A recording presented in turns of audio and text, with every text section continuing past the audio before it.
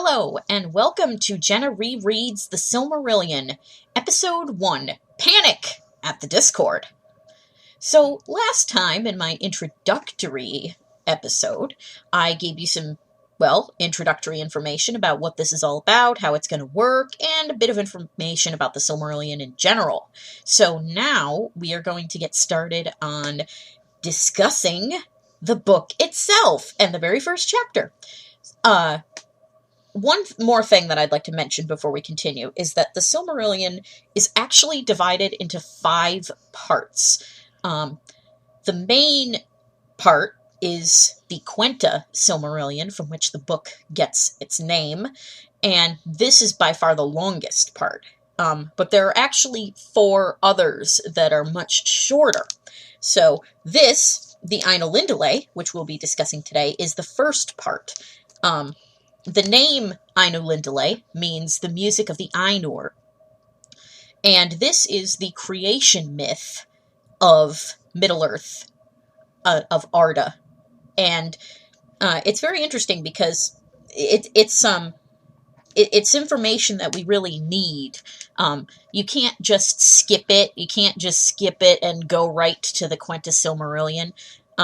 You really need to read the whole thing through, because this sets up, the main conflict, really, that's going to happen in this book. So, anyway, that's what we're going to be taking a look at today. So to start off with, we've got Ainur, who in Arda is called Illuvatar. What that means is Ainur is like his actual name. Illuvatar is what the elves call him, and that's what he's generally going to be referred as. So, before we get name overloaded, just want to make sure that's clear. His real name is Ainur, but he's called Illuvatar, and he is the one god. He is basically like the equivalent of the Christian God. Omnipotent and all-powerful, all that stuff. So, Illuvatar has created beings called the Ainur. Now, the Ainur I've seen compared to angels before, or sometimes like sort of lesser gods or demigods. Basically, they're spiritual beings that are formless, that are also kind of divine, and have divine powers. They represent different aspects of Illuvatar, different parts of his mind. And they each generally only understand the part of the mind of Illuvatar that they came from. So they don't have bodies. Their natural state is that they're like formless and invisible, but they can take on different shapes if they choose. Interestingly, they still have genders. Now, why formless beings would need to have genders, I really don't know, but that's what's there in canon, so that's what we have to go for. So, Illuvatar and the Ainur, they're just kind of hanging out in the dwelling places of Illuvatar, which is basically heaven. And Illuvatar teaches them how to sing. Now, this is important because music is powerful, and that's going to be a theme that we're going to see throughout this book. And this is probably the best example of it. So he's teaching them how to sing and teaching them a theme. And eventually he gets all the Ainur together and is like, hey guys, remember when I taught you how to sing? Well, I'm going to declare to you a mighty theme, and if you guys would like to join in and would like to sing, feel free. You don't have to, but if you want to, then go right ahead and feel free to just add in your own ideas as we're all singing this theme, and, embellish it with your own thoughts. And a lot of the Ainur are like, yeah, we're gonna sing. So they start singing, and their voices are described as sounding like a bunch of different musical instruments, which I have to wonder if that's maybe at least partially metaphorical, considering this is written by elves. We have to keep that in mind. And so they're singing, and their music starts to fill up the dwellings of Illuvatar, and it spills out into the void. Now, before we go any further, we gotta talk a little bit about what the void is. Basically, the void is, well, a void. It's nothingness. It's just empty space, basically, with nothing in it. So, they're singing, and everything is going wonderful. The music is going great, it sounds really good. And then Melkor comes along. Who is Melkor, you ask? Well, Melkor is the mightiest of the Ainur. He's the most powerful, and uniquely, he has a part of all the gifts and knowledge of all the other Ainur. Like, remember when I mentioned that they generally only understand the part of the mind of Ilúvatar that they came from? Well, Melkor is something of an exception to that rule. So Melkor's, he's kind of a special snowflake. He is really excited about creating things. He wants to create stuff, and he's impatient. So he starts wandering around in the void, by himself. He's a loner, see? Because you can't trust those loners, It's always the quiet ones. Although Melkor's not exactly quiet, but he is a loner. So he's wandering in the void by himself, looking for the flame imperishable. Now, the flame imperishable is basically like the spark of life. It's what you use to create, or what Ilúvatar uses to create life. So he's looking for it because he wants to create. But he doesn't find it in the void because it's with Ilúvatar. But during his time in the void, he starts to get some different thoughts and ideas that are not like the rest of the Ainur. So Melkor decides that during this group performance, where everybody is cooperating and working together, is the time to start doing his own thing that doesn't go along with what everybody else is doing. See, Melkor is not exactly a team player. So he starts singing, but the stuff that he sings is not in accordance with the theme of Ilúvatar. He starts singing things of his own making. So this is called the Discord of Melkor. So I always think, I've heard it described this way, that Melkor's improv, he's basically created jazz. He's not following the script. He just wants to do his own thing, and he doesn't really care if it messes up everybody else. Some of the Ainur are like, oh my god, what the hell, Melkor, you're ruining it. That's it, I'm just gonna stop singing because Melkor just messed up everything. So they stop singing. But others are like, hey, yeah, those some nice tunes that Melkor's got there. I like what he's doing. So they start changing their music to fit with Melkor's discord and not with the theme of Ilúvatar. So these two different songs that are going on at the same time start to clash. Ilúvatar responds to this by raising up another theme to kind of combat the discord. And the chief instrument of this theme is Manwe. Now, Manwe is another one that you're going to want to remember.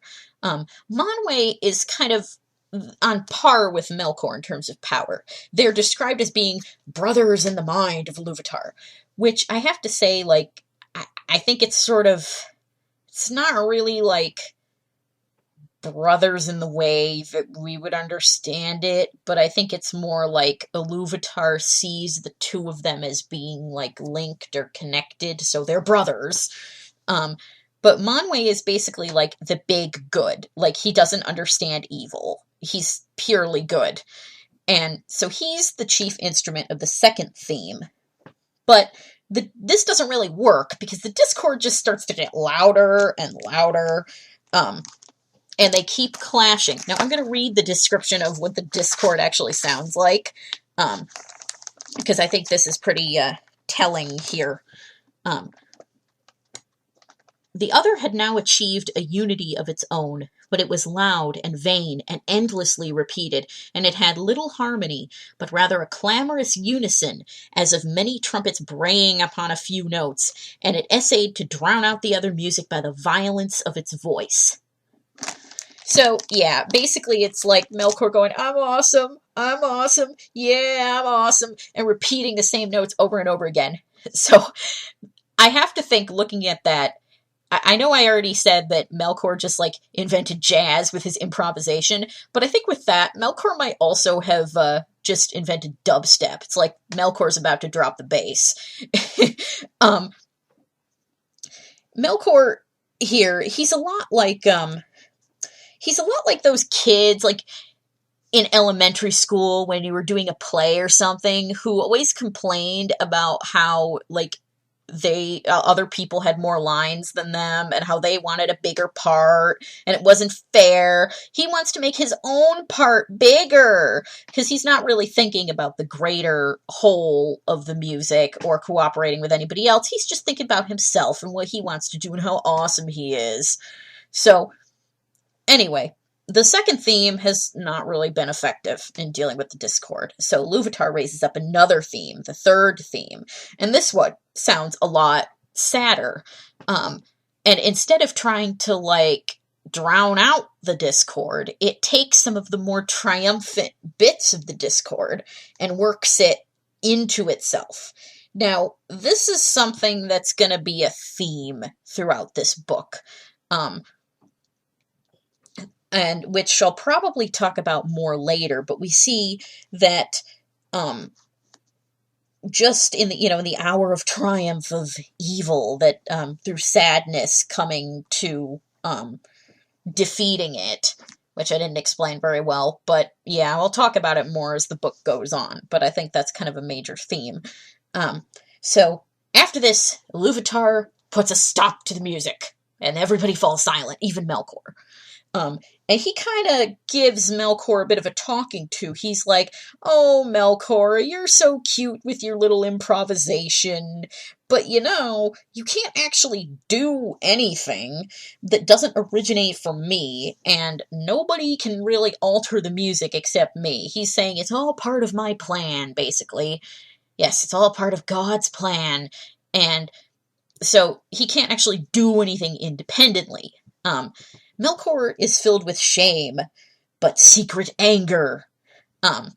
Because Melkor, deep down, he wants to be Ilúvatar. He wants to create, he wants to have his own world and stuff like that, and he doesn't really deal with this very well, the fact that he isn't Ilúvatar. So, after he's done kind of telling off Melkor, Ilúvatar shows the Ainur a vision of what they just sang. They've, in fact, been creating a world. So music is basically the vehicle for creation in this world, which is really interesting.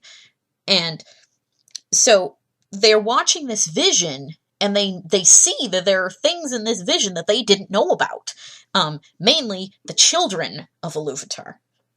Now, the children of Ilúvatar are elves and men. What about dwarves, you ask? Well, dwarves are more like the stepchildren of Ilúvatar. We'll get to them in a few chapters. And hobbits, well, we never really find out anything about the origins of hobbits. But anyway, children of Ilúvatar, elves and men. And the Ainur are, like, super fascinated by this, because they didn't know anything about them before, and it's sort of a part of Ilúvatar that they didn't, that they had no knowledge of. So they're really interested in these other created beings that Ilúvatar's made that are different from them. So they're really interested in them, and they want to meet them and, like, talk to them and help them and stuff. And Melkor is sort of like, he's saying, oh yeah, I want to help the children of Ilúvatar too. But what he's really thinking is, oh, hey, I could dominate these people. I could get them to call me Lord and worship me and stuff. Which is, yeah, that's not a good sign. He's, instead of wanting to teach them and help them like the other Ainur want to do, he wants to subdue them to his will and rule over them. That's always a warning sign in this universe. When somebody's seeking to, like, dominate other people, that's not good. So we also find out that Melkor has a bit of a thing for extremes. Contradictory extremes. He likes extreme cold and extreme heat.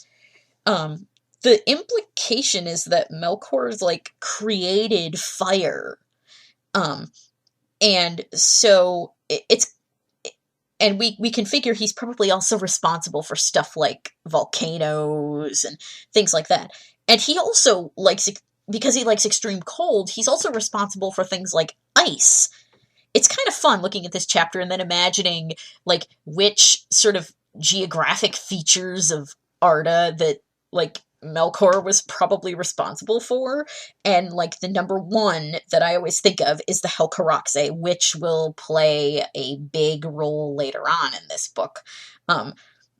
It's this, basically, like, it's sort of their equivalent of the Arctic. It's this, big frozen, stretch of land in the far north of the world that's, like, covered in ice.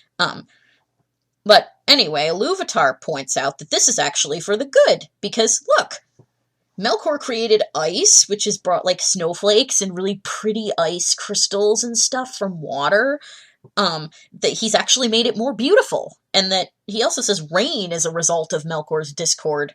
So, yeah, there's actually good stuff that's come out of it already. So the Ainur are watching the vision of the world, and they actually see, like, everything that's gonna happen in this world up to a certain point. They believe that the Ainur saw everything that was gonna happen up until the dominion of men. Hey, remember when they talked about that all the time in The Lord of the Rings? That was what started at the end of The Lord of the Rings in the Fourth Age? So they basically see everything up to that point. So they have some knowledge of things that are going to happen. Particularly Mondos, who we will talk about in the next chapter. Knowing the future is kind of his thing. So Illuvatar decides to bring this vision to life. He says, Ea, let these things be. So before we go a little further, I want to clear up the terminology there. Ea is like the universe. It's the created universe. Arda is the name for the planet. Middle-earth is a specific part of Arda. It's one continent on the planet of Arda. So that's what all that stuff means, to try to cut down on any confusion. So a lot of the Ainur, because they want to meet the children of Ilúvatar and stuff, they decide to descend into the world.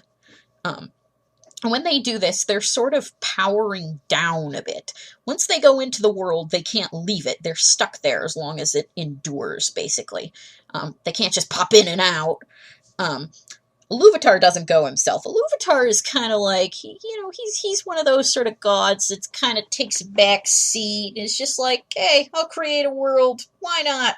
Well, just see what happens. It'll be fun to watch. Yeah, he's that kind of god. He kind of has the Ainur as intermediaries there to run the world for him. They're not infallible, though, whereas, Ilúvatar is supposed to be infallible. We will talk about this more later, exactly how infallible the Ainur are. So a bunch of them go into Arda. The most powerful ones, the 15 most powerful, are called the Valar, which basically just means the powers of the world. So they're like the gods. So they're going in, and they realize that, like, nothing's really been set up yet. They still have to shape the world. So they decide that they're going to shape the world to get it ready for when the children of Ilúvatar come, which they don't know exactly when that's going to happen. They know it is going to happen at some point, but they don't know exactly when. So they go in and they're shaping everything, but Melkor decides he wants to join them. So Melkor, because he is not at all a team player, doesn't want to work with the other Valar. So he just goes around destroying stuff. He just goes around messing up everything that they try to do. Eventually, he gets kind of alienated from the other Valar, and he goes off on his own to do his own thing, because he's a loner and not a team player. And he still wants to take over the world. He doesn't want to share. If he wants it for himself, he wants his world. Doesn't want to play nice with the other kids. So basically, this kind of war erupts between him and the other Valar, by him messing up everything that they try to do. But despite this, they finally manage to get the world set up. And they start taking material forms, too. But one more thing before we finish up here. I want to read the description of Melkor when he descends into Arda, because I just love it. I think it's really cool sounding. His envy grew then, the greater within him, and he also took visible form. But because of his mood and the malice that burned in him, that form was dark and terrible, and he descended upon Arda in power and majesty greater than any other of the Valar, as a mountain that wades in the sea and has its head above the clouds, and is clad in ice and crowned with smoke and fire. And the light of the eyes of Melkor was like a flame that withers with heat and pierces with a deadly cold. Hey, and then we got the hot and cold extremes there. So that's basically the whole chapter. I'm going to read the last sentence because I like this sentence too. And thus was the habitation of the children of Ilúvatar established at the last in the deeps of time and amidst the innumerable stars. So, the world's set up, it's been created, and we're ready to go. So, as for discussion points, it's interesting to look at this as a creation myth, because it's kind of unique among creation myths. I can't really think of any others that I've heard where music is used as a form of creation. I mean, you hear there's creation myths where, like, they're shaping the world out of clay or rock or things like that, but this is kind of unique. I also find the cosmology here particularly interesting. It's like, okay, Tolkien was a devout Catholic, but he was also really into stuff like Norse mythology. What do? Well, you can have your one supreme omnipotent god and having lesser gods under him. Now, this is a system that's really interesting to me because it shows up in a couple, like, real-world religions. It's an idea that's present in Hinduism. The idea that there is one sort of divine power called the Supreme Brahman, and all the other gods are just different aspects of this one divine power.